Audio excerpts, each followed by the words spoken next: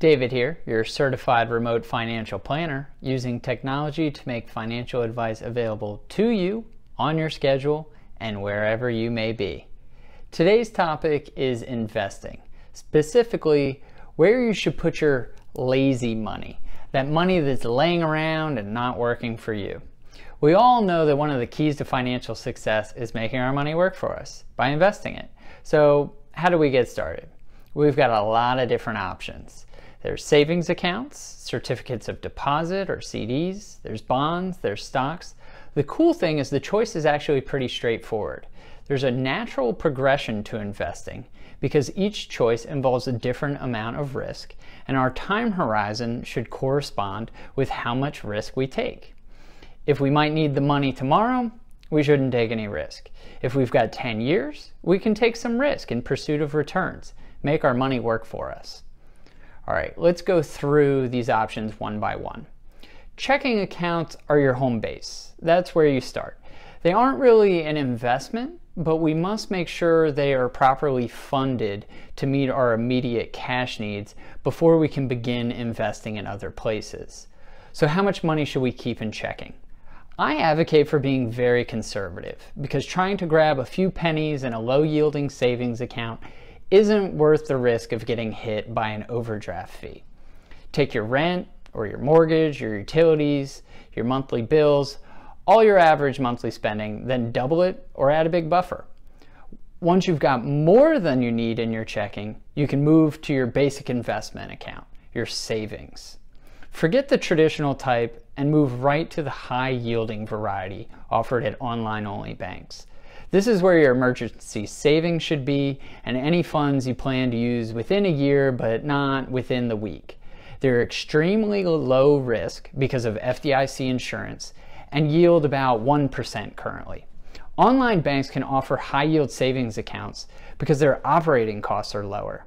They don't have branches, they don't have as many employees as a traditional bank, and they can pass this savings on to you.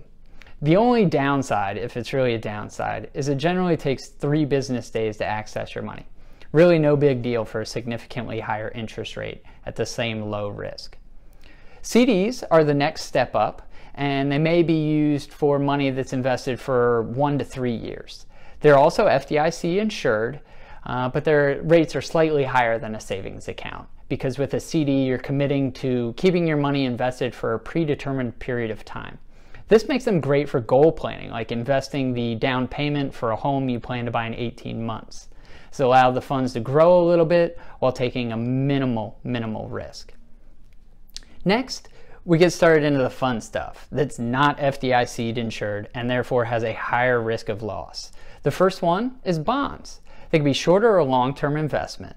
They're an IOU, basically, from a company or government. You give them money, they agree to pay it all back, plus interest at a predetermined time. Different companies and governments have different risks of repaying you, just like lending to different friends and family would. Some of them you can trust to pay you back easily, others are of high risk. The final option I talk about in the post is stocks. Stocks wildly vary in their riskiness, and they're all significantly riskier than bonds. They are only for long-term investments. We're talking about you don't need this money for at least 5 years. There are so many factors that can influence the value of your stocks, many of which have nothing to do with the company's performance.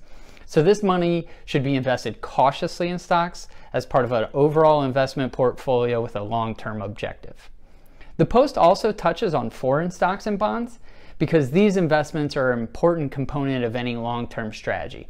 They are high risk, but are also a benefit to investors because they can increase portfolio diversification and reduce the overall risk of your investing. It's a win-win situation.